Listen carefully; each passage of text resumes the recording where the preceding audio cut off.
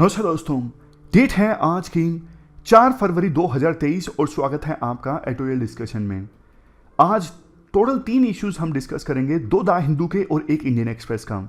सबसे पहला आर्टिकल हम डिस्कस करेंगे द हिंदू का चार्जशीट की स्क्रूटिनी से संबंधित, इंटरेस्टिंग आर्टिकल है।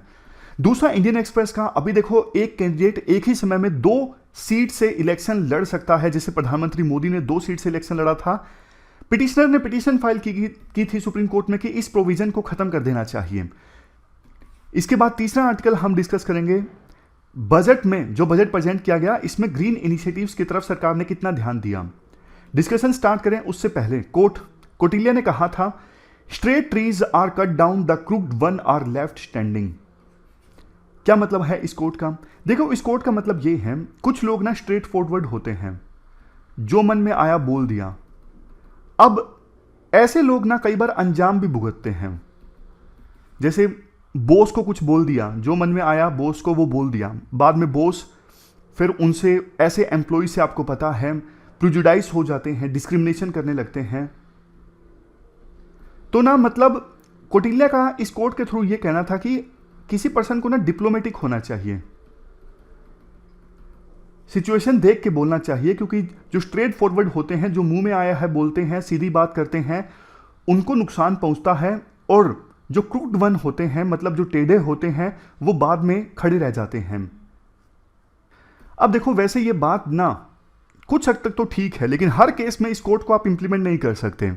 जैसे मान लीजिए करप्शन हो रहा है, अब करप्शन हो रहा है, आप बिल्कुल उस पर कुछ भी ना बोलो, झुक जाओ, बिल्कुल ही बैंड हो जाओ, तो ये तो देखो ऑर्गेनाइजेशन को नुकसान पहुंचाएगा, अल्टीमेटली जनता को नुकसान पहुंचाएगा अगर सरकार में करप्शन हो रहा है तो इस वजह से इस कोड को ना हर जगह इंप्लीमेंट नहीं किया जा सकता। आप ये चीजें लिख सकते हो जब एथिक्स में इस पर क्वेश्चन आ जाए तो।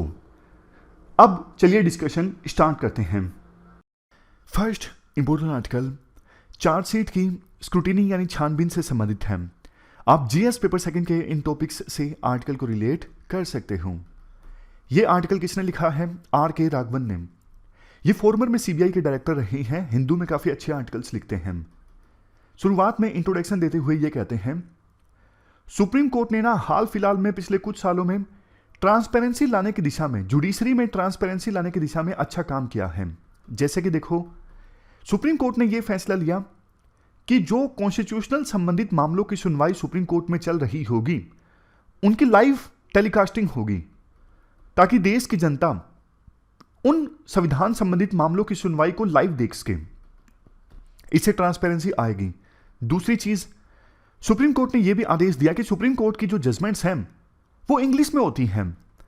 अब देखो, देश की ज्यादातर जनता इंग्लिश लैंग्वेज में जजमेंट को नहीं समझ पाती है, तो 4 लैंग्वेजेस में सुप्रीम कोर्ट की जजमेंट्स को ट्रांसलेट किया जाए, हिंदी, गुजराती, ओडिया और तमिल। आने वाले दिनों में कुछ और लैंग्वेजेस को भी ऐड किया जा सकता है ट्रांसलेशन के लिए। यह भी सुप्रीम कोर्ट का एक अच्छा निर्णय था। बट देखो, हाल फिलहाल में सुप्रीम कोर्ट ने एक जजमेंट दिया चार्जशीट संबंधित, और यह जो फैसला है ना, वो ट्रांसपेरेंसी के अगेंस्ट है। देखो, जैसे ही कोई क्राइम होता है और क्राइम के घटित होने के बाद पुलिस एक एफआईआर फाइल करती है, फर्स्ट इंफॉर्मेशन रिपोर्ट, मतलब पुलिस को क्राइम संबंधी जो भी इंफॉर्मेशन मिलती है उसे पुलिस दर्ज करती है, इसे कहा जाता है एफआईआर। एफआईआर दर्ज करके पुलिस जांच स्टार्ट करती है, और जो भी आरोपी होती है उस आरोपी को पकड़ के एक निश्चित समय के अंदर चार्जशीट फाइल की जाती है कोर्ट में। चार्जशीट में आप कह सकते हो कि चार्जशीट एक प्रकार से क्राइम का ना डिटेल्ड डॉक्यूमेंट होता है। डिटेल्ड डॉक्यूमेंट मतलब किसने क्राइम किया, कौन साथ था, कौन विटनेस है, क्या गवाह है, सब कुछ डिटेल्ड ढंग से बताया होता है चार्जशीट में। लेकिन सुप्रीम कोर्ट का जजमेंट पता क्या है? सुप्रीम कोर्ट का जजमेंट यह है, जो ये चार्जशीट है ना, इसे कोई पर्सन आरटीआई के तहत नहीं मांग सकता। यह ना तो आरटीआई के अंदर आता है, ना ही इंडियन एविडेंस एक्ट के अंदर आता है। मतलब कि पिटीशन ये थी कि चार्जशीट को ना एक पब्लिक वेबसाइट पे, जिस भी एजेंसी ने जांच करी है ना क्राइम की, उसने चार्जशीट फाइल की है कोर्ट में, तो उस एजेंसी के द्वारा चार्जशीट को हर एक केस में जो चार्जशीट फाइल की गई है, क्रिमिनल केस की हम बात कर रहे हैं, क्रिमिनल केसेस में जो चार्जशीट फाइल की गई है उसे पब्लिक वेबसाइट पे अपलोड कर दें, ताकि जनता भी उस क्रिमिनल केस से संबंधित चार्जशीट को डिटेल से स्क्रूटिनाइज कर सके, कोई कमियां हैं तो पता लगा सके। लेकिन सुप्रीम कोर्ट ने फैसला यह दिया है कि चार्जशीट जो है वो ना तो आरटीआई के अंदर आती है, ना ही इंडियन एविडेंस एक्ट के अंदर आती है, इसलिए हम उस रेलेवेंट एजेंसी को आदेश नहीं दे सकते कि वो अपनी पब्लिक वेबसाइट पर क्रिमिनल केसेस से संबंधित चार्जशीट को अपलोड कर दें। अब देखो सुप्रीम कोर्ट का तर्क क्या है, रैशनल क्या है ये जजमेंट देते वक्त। सुप्रीम कोर्ट का ये कहना है, देखो चूंकि चार्जशीट में ना सारी इंफॉर्मेशन होती है, फॉर एग्जाम्पल कौन आरोपी है, कौन गवाह है, विटनेस कौन है क्राइम का, अगर ये चार्जशीट पब्लिक वेबसाइट पे अपलोड हो गई तो फिर देखो गवाह की जान खतरे में आ जाएगी, इवन जो आरोपी है उसको भी नुकसान पहुंचाने की कोशिश की जा सकती है। तो इस वजह से चार्जशीट पब्लिक वेबसाइट पे अपलोड नहीं की जा सकती है। यह रैशनल है सुप्रीम कोर्ट का। बट देखो इसके अगेंस्ट राइटर यह बोलते हैं कि भैया एक बार चार्जशीट पुलिस के द्वारा या फिर दूसरी एजेंसी के द्वारा फाइल की गई, वैसे भी जब ट्रायल स्टार्ट होता है, जब बहस होती है कि चार्जशीट सही है गलत है, तो उस समय सारी डिटेल्स वैसे भी चार्जशीट की पब्लिक डोमेन में आ जाती है। गवाहों को बुलाया ही जाएगा कोर्ट में पूछताछ के लिए, क्वेश्चंस पूछने के लिए, बाकी सारी चीजें भी पब्लिक में आ ही जाती हैं ट्रायल के दौरान। तो पहले लाने से क्या गुरेज है, क्या नुकसान होगा? बल्कि देखो अगर पहले लाया जाएगा चार्जशीट को पब्लिक डोमेन में, तो जो पब्लिक है वो भी जांच कर सकती है चार्जशीट की, अगर कोई कमी है, क्योंकि देखो हमारे देश में एजेंसीज काफी प्रेशर में काम करती हैं, बहुत बार कमियां निकलती हैं चार्जशीट में। तो पब्लिक डोमेन में अगर चार्जशीट आ गई तो कम से कम पब्लिक कुछ डिफरेंट एंगल्स को पॉइंट आउट कर सकती है, इससे बल्कि जांच और बढ़िया होगी। तो ये फायदा भी तो है ना। और देखो सुप्रीम कोर्ट का ये जो जजमेंट है ना 2016 के एक जजमेंट के अगेंस्ट जाता है, youth bar association of India versus Union of India. इसमें सुप्रीम कोर्ट ने यह कहा था कि एफआईआर जैसे ही किसी एजेंसी के द्वारा फाइल की जाती है ना, 24 घंटे के अंदर अंदर उस एफआईआर की कॉपी को एजेंसी की वेबसाइट पर अपलोड कर दिया जाए। तो देखो जब सुप्रीम कोर्ट ने यह ऑर्डर दे रखा है कि एफआईआर की कॉपी को पब्लिक वेबसाइट पे अपलोड किया जाए, तो चार्जशीट को अपलोड करने में क्या बुराई है? ये राइटर क्वेश्चन रेज करते हैं। अब लास्ट में राइटर देखो काफी इंपॉर्टेंट बात बोलते हैं कि आज का जो समय है ना वो कैसा समय है। आजादी के बाद तो देखो ये होता था, सुप्रीम कोर्ट या मतलब सुप्रीम कोर्ट भी ना मानिए, हाई कोर्ट भी मान लीजिए, दूसरी कोर्ट्स भी मान लीजिए, मतलब जजेस कैसे बिहेव कर रहे हैं, कैसे कंडक्ट कर रहे हैं, उसको ना पब्लिक डोमेन में कोई नहीं डिस्कस करता था। डर लगता था सबको कि जजेस के बारे में डिस्कस किया तो कंटेम्प्ट ऑफ कोर्ट लग जाएगा। मीडिया में भी जजेस के कंडक्ट के बारे में चर्चा नहीं होती थी। लेकिन आप बताइए यार, आज का टाइम तो पूरा ही बदल गया है। आज के समय में तो मीडिया में इवन जजेस की फैमिली के बारे में, जजेस की पर्सनल लाइफ के बारे में भी डिस्कशन होती है, क्रिटिसिज्म होता है खुलेआम। तो अब पहले वाली बात नहीं रही है, आज का युग चेंज हो चुका है। तो कोर्ट्स को ना ज्यादा ट्रांसपेरेंसी की तरफ चलना चाहिए, ना कि कम ट्रांसपेरेंसी की तरफ। बट ये जो स्टेप है ना, ये चार्जशीट संबंधित, ये एक प्रकार से रिट्रोग्रेड वर्डिक्ट है, मतलब पीछे जाने वाला वर्डिक्ट है, ना कि आगे जाने वाला। आप एक बैलेंस जरूर इस्टेब्लिश कर सकते हो।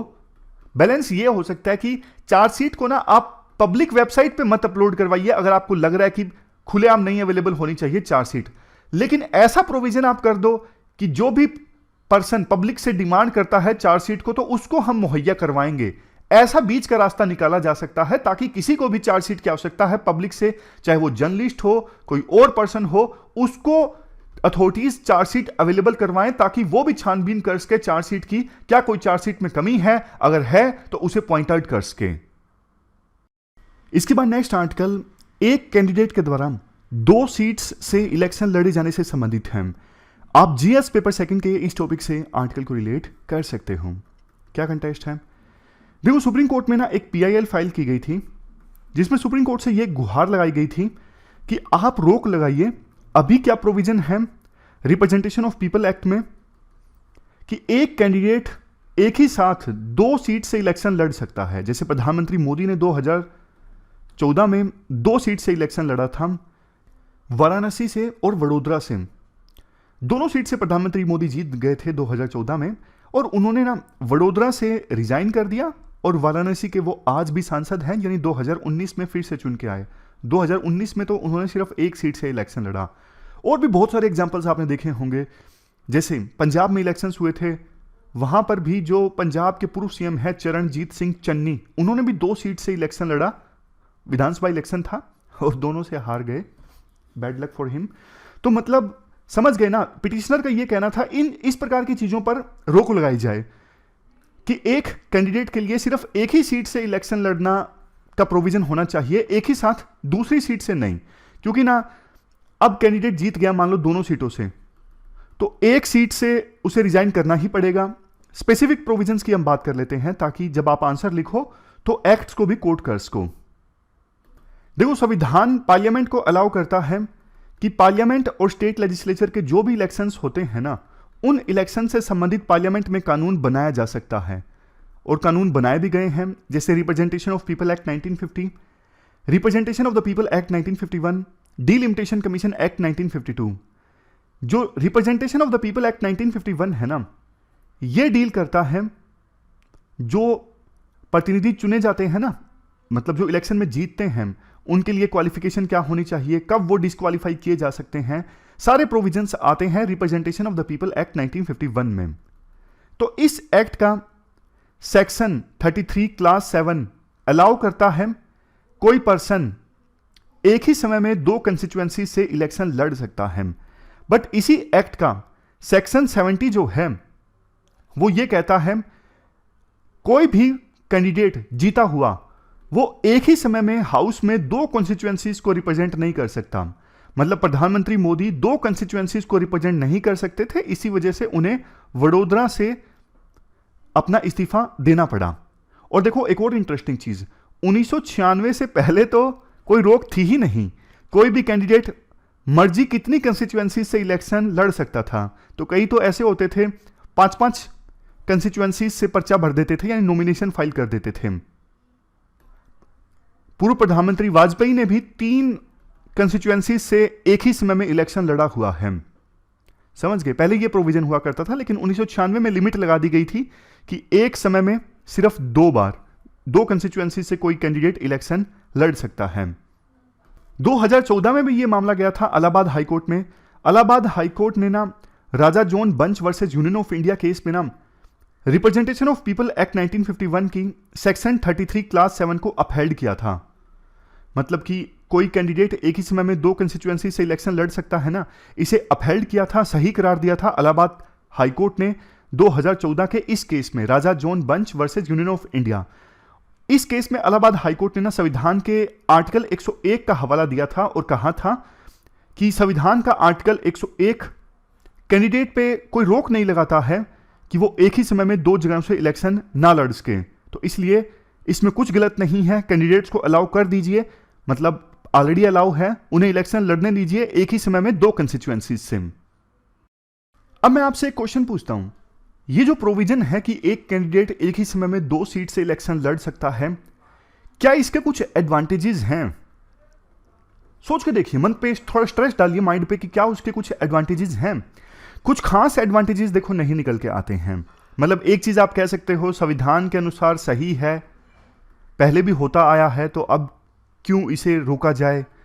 दूसरा आपके मन में यह आ सकता है शायद कि किसी कैंडिडेट को कई बार ना भरोसा नहीं होता कि मैं इस कंस्टिट्यूएंसी से जीत जाऊंगा, तो 2 कंस्टिट्यूएंसी से वो लड़ता है तो लड़ने दिया जाए। वो अपनी जीतने की जो संभावना है उसे और ज्यादा इंक्रीज करना चाहता है 2 सीट से इलेक्शन लड़के, तो इसमें गलत क्या है? समझ गए?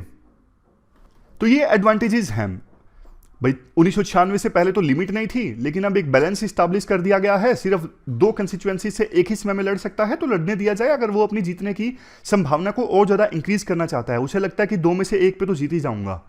बट देखो इसके ना डिसएडवांटेजेस काफी सारे हैं। सबसे पहली चीज, 2 सीट से इलेक्शन लड़ा कैंडिडेट, मान लीजिए दोनों पे जीत गया, 1 से इस्तीफा देना पड़ेगा, वहां पर फिर से इलेक्शन होगा।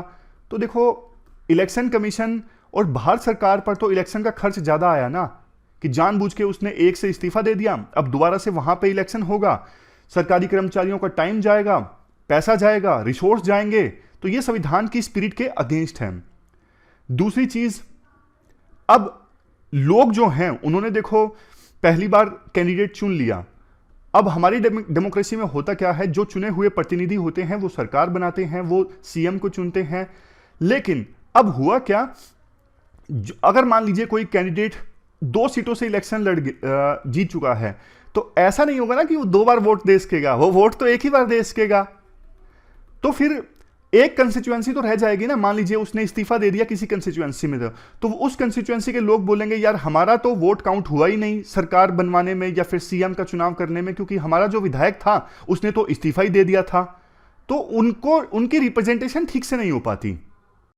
अब इसमें फर्दर नुकसान देखो ये भी है कि दूसरी बार इलेक्शन जब होता है ना, मान लीजिए वो कैंडिडेट जिसके पास इतना पैसा नहीं है, अब आपको पता है आजकल के इलेक्शंस में ना बहुत पैसा खर्च होता है, लेकिन कुछ कैंडिडेट्स के पास पैसा नहीं होता, तो दूसरी बार इलेक्शन जब होगा उसके पास पैसा ही नहीं होगा इलेक्शन लड़ने के लिए। जो अमीर कैंडिडेट्स हैं उनके पास तो पैसों की कमी नहीं है, वो फिर से इलेक्शन आसानी से लड़ सकते हैं, लेकिन गरीब लोग नहीं लड़ पाते हैं, तो ये भी दिक्कत है। और दूसरा ये भी देखो ना, मतलब कि देखो जीते हुए कैंडिडेट ने एक कंस्टिट्यूएंसी से इस्तीफा दे दिया, अब वहां पे ना इलेक्शन कमीशन को 6 मंथ्स के अंदर अंदर इलेक्शन कंडक्ट करवाना है, लेकिन 6 महीने तक तो वो कंस्टिट्यूएंसी बिना रिप्रेजेंटेशन के रही ना। अब उस कंस्टिट्यूएंसी के लोगों की क्या प्रॉब्लम है, मतलब उनकी क्या गलती है कि उनके चुने हुए प्रतिनिधि ने इस्तीफा दे दिया और 6 महीनों तक उनका कोई रिप्रेजेंटेशन ही नहीं है असेंबली में या फिर हाउस में। तो सुप्रीम कोर्ट के सामने यही केस गया था कि आप रोक लगाइए एक कैंडिडेट 2 सीट से इलेक्शन ना लड़ सके। सुप्रीम कोर्ट ने कहा है कि देखो पार्लियामेंट इस पे कानून बना सकती है, हम नहीं बना सकते। पार्लियामेंट, संविधान के अनुसार पार्लियामेंट को ही पावर दी गई है कि स्टेट असेंबली और पार्लियामेंट में लोकसभा के इलेक्शंस कैसे होंगे उस पर पार्लियामेंट कानून बना सकती है, हमारे दायरे में नहीं आता है। अगर इसमें रोक लगानी ही है तो parliament representation of people act 1951 में अमेंडमेंट कर सकती है। इसके बाद नेक्स्ट आर्टिकल गोइंग ग्रीन से संबंधित है। आप जीएस पेपर 3 के इस टॉपिक से आर्टिकल को रिलेट कर सकते हो। क्या कंटेस्ट है, देखो इस साल के बजट में ग्रीन इनिशिएटिव्स की तरफ कैसे ध्यान दिया गया है, कितना पैसा एलोकेट किया गया है, क्या स्ट्रेटजी है, उस बारे में ये आर्टिकल है। इंडिया का एक टारगेट है 2070 आते आते नेट जीरो कार्बन एमिशन का स्टेटस हमें हासिल करना है। मतलब जितना कार्बन इंडिया से एमिट हुआ उतना ही एब्जॉर्ब हो गया, तो नेट जो कार्बन एमिशन है वो जीरो है। ये स्टेटस हमें 2070 आते आते हासिल करना है। राइटर का कहना है वित्त मंत्री निर्मला सीतारमन ने इस टारगेट पर ध्यान दिया है, इसी वजह से ग्रीन इनिशिएटिव्स काफ़ी सारे लॉन्च किए गए हैं और पुराने इनिशिएटिव्स की तरफ भी अच्छा पैसा एलोकेट किया गया है। देखो हमारी जो पॉपुलेशन है ना जल्द ही वर्ल्ड में सबसे ज़्यादा हो जाएगी। कुछ तो एक्सपर्ट्स कहते हैं हो ही गई है, बस ऑफिशियली जब इंडिया का सेंसस इस बार आएगा तो ऑफिशियली डिक्लेयर हो जाएगा कि इंडिया की पॉपुलेशन अब चाइना से ज़्यादा है। तो पॉपुलेशन ज़्यादा है, इस वजह से इंडिया की जो भूख है एनर्जी की तरफ वो और भी ज़्यादा होगी। मतलब ज़्यादा एनर्जी की आवश्यकता होगी इंडिया में, इंडिया के पहिए चलाने, इकोनॉमी के पहिए चलाने के लिए। तो वो एनर्जी अगर देखो ग्रीन हो तो ज़्यादा बढ़िया है। मतलब अभी तक फॉसिल फ्यूल पर ज़्यादा ध्यान था एनर्जी के लिए, पेट्रोल डीजल से गाड़ियाँ चलती हैं आपको पता है, बट ग्रीन एनर्जी अगर ज़्यादा प्रोड्यूस होगी ना तो नए बहुत सारे मतलब रोजगार के अवसर पैदा होंगे। इसके अलावा नई इंडस्ट्रीज इस्टेब्लिश की जा सकती हैं ग्रीन एनर्जी से संबंधित। मतलब ओवरऑल जो इकोनॉमिक आउटपुट है ना वो बूस्ट किया जा सकता है। जो ये ट्रांजिशन होगा ना फॉसिल फ्यूल से ग्रीन एनर्जी की तरफ, इस ट्रांजिशन में बहुत सारे जॉब जनरेट की जा सकती हैं, इकोनॉमिक आउटपुट इंक्रीज की जा सकती है, नई इंडस्ट्रीज लगाई जा सकती हैं। तो इसी वजह से बजट 2023-24 ने ना अच्छा खासा अमाउंट एलोकेट किया है ग्रीन इंडस्ट्रियल और इकोनॉमिक ट्रांजिशन की तरफ, जैसे इलेक्ट्रिक व्हीकल्स हैं। अब देखो कुछ एक्सपर्ट्स ये बोलते हैं कि टेस्ला ना इलेक्ट्रिक व्हीकल्स में रेवोल्यूशन लेके आया, बट 2 पहिए जो वाहन है ना जैसे स्कूटी वगैरह है, बाइक है, इनके मामले में रेवोल्यूशन इंडिया में आएगी। जैसे ई रिक्शा इंडिया में कितने ज़्यादा चलते हैं, ओला की जो स्कूटीज़ हैं वो बहुत चलती हैं, हालांकि उसमें थोड़ा फॉल्ट वगैरह की भी खबरें आई, लेकिन फिर भी नए नए इनोवेशन हो रहे हैं 2 व्हील्स व्हीकल्स में, 2 पहियों वाले व्हीकल्स में। लेकिन एक दिक्कत ना इसमें लिथियम आयन बैटरीज की है, जो हमारे देश में प्रोड्यूस नहीं होती, हमें लिथियम आयन बैटरीज इंपोर्ट करनी पड़ती है दूसरे देशों से। अगर ये बैटरीज इंडिया में प्रोड्यूस होना, बहुत सारी कॉस्ट हमारी सेव हो जाए। तो सरकार ने अच्छा कदम उठाया है इस साल के बजट में। लिथियम आयन को प्रोड्यूस करने के लिए फैक्ट्री अगर किसी को लगानी है, इसके लिए जो भी इक्विपमेंट्स चाहिए, जो भी मशीनरी चाहिए, अगर वो पर्सन दूसरे देश से इंपोर्ट करता है ना, तो उस मशीनरी पर ना कस्टम ड्यूटी नहीं लगेगी। क्यों? क्योंकि सरकार चाहती है कि लिथियम आयन बैटरी को प्रोड्यूस करने के लिए फैक्ट्रीज इंडिया में लगें। तो इस वजह से फैक्ट्री लगाने के लिए मशीन दूसरे देशों से इंपोर्ट होगी, तो उस मशीन पे कस्टम ड्यूटी नहीं लगेगी, ताकि सस्ती मशीनें हमारे देश में प्रोड्यूस हो लिथियम आयन बैटरी को प्रोड्यूस करने के लिए। इसके बाद देखो बारी आती है, सरकार ने यह प्रोविजन किया है इस साल के बजट में, बैटरी एनर्जी स्टोरेज सिस्टम। जैसे देखो सोलर एनर्जी प्रोड्यूस हुई, अब दिन में तो सूरज है, रात को सूरज नहीं है, तो दिन में जो सोलर एनर्जी प्रोड्यूस हुई उसको स्टोर करने के लिए भी बैटरी सिस्टम होना चाहिए ना, बैटरी एनर्जी स्टोरेज सिस्टम। अब सरकार कहती है कि हम ना इसके लिए वायबिलिटी गैप फंडिंग का मैकेनिज्म करेंगे। वायबिलिटी गैप फंडिंग क्या होता है, मैं आपको बेसिक्स बता देता हूं। देखो, वो प्रोजेक्ट्स जो इकोनॉमिकली राइट होते हैं बट कॉमर्शियली अनवाइबल होते हैं, जैसे एग्जांपल देता हूं, मान लीजिए मणिपुर की राजधानी है, मणिपुर की राजधानी क्या है, इंफाल। इंफाल से जो मिजोरम की राजधानी है आइजोल, यहां के लिए फ्लाइट चलाई जाती है। अब देखो, ये प्रोजेक्ट हो सकता है कि कॉमर्शियली फिलहाल अनवाइबल हो, कम सीट्स बिके फ्लाइट में, लेकिन इकोनॉमिकली राइट है। मतलब दोनों अगर स्टेट्स में आवाजाही इंक्रीज होती है तो लॉन्ग टर्म में देखो इकोनॉमिक एक्टिविटीज के इंक्रीज होने का स्कोप है, दोनों स्टेट के बीच में ट्रेड और ज़्यादा इंक्रीज होने का स्कोप है। तो इसी चीज़ों के लिए ना सरकार क्या करती है, सरकार थोड़ा सपोर्ट प्रोवाइड करती है। जैसे एयर इंडिया दोनों राजधानियों के बीच, दोनों स्टेट की राजधानियों के बीच फ्लाइट अगर चलाती है तो सरकार कहती है कि आप चलाइए, थोड़ा बहुत पैसा हम आपको देंगे। जो गैप रह जा रहा है, आपको ज़्यादा घाटा हो रहा है, हम आपको घाटा नहीं होने देंगे, थोड़ा बहुत पैसा हम आपको देंगे। जैसे उड़ान स्कीम है, वो एक एग्जाम्पल है वायबिलिटी गैप फंडिंग का। तो वायबिलिटी गैप फंडिंग में यही होता है कि वो प्रोजेक्ट्स जो कॉमर्शियली अनवाइबल है लेकिन इकोनॉमिकली राइट है कि ऐसा होना चाहिए, डेवलपमेंट आएगा नॉर्थ ईस्ट में, तो उन प्रोजेक्ट्स के लिए फिर सरकार सपोर्ट प्रोवाइड करती है। क्योंकि सरकार तो सब कुछ देख के चलती है ना कि हाँ भाई इस रीजन में भी डेवलपमेंट आना चाहिए। तो सरकार ने अभी कहा है कि बैटरी एनर्जी स्टोरेज सिस्टम के लिए हम वायबिलिटी गैप फंडिंग करेंगे और प्रोजेक्ट्स होंगे 4000 मेगावाट पर आवर तक के। तो बैटरी एनर्जी स्टोरेज सिस्टम का देखो बहुत फायदा होगा। सोलर एनर्जी, विंड एनर्जी, ये जो पूरा दिन नहीं जनरेट होती हैं, जैसे सोलर एनर्जी दिन में होती है तो वो स्टोर होकर रात को भी दी जा सकती है, डिस्ट्रीब्यूट करवाई जा सकती है कंज्यूमर्स को। उसी प्रकार से विंड एनर्जी। एक और चीज जिसके लिए पैसा एलोकेट किया गया है, ग्रिड इंटीग्रेशन के लिए। जैसे देखो लद्दाख है, लद्दाख में आपको पता है सोलर एनर्जी का स्कोप बहुत ज्यादा है, लेकिन लद्दाख से बाकी स्टेट्स है, आस पड़ोस के जो स्टेट्स हैं वो कनेक्टेड नहीं है। अगर ग्रिड से लद्दाख बाकी स्टेट से कनेक्टेड होना तो लद्दाख से सोलर एनर्जी प्रोड्यूस हो और ग्रिड के माध्यम से दूसरे स्टेट्स में ट्रांसमिशन हो जाए। तो ग्रिड इंटीग्रेशन के लिए भी काफी पैसा एलोकेट किया गया है।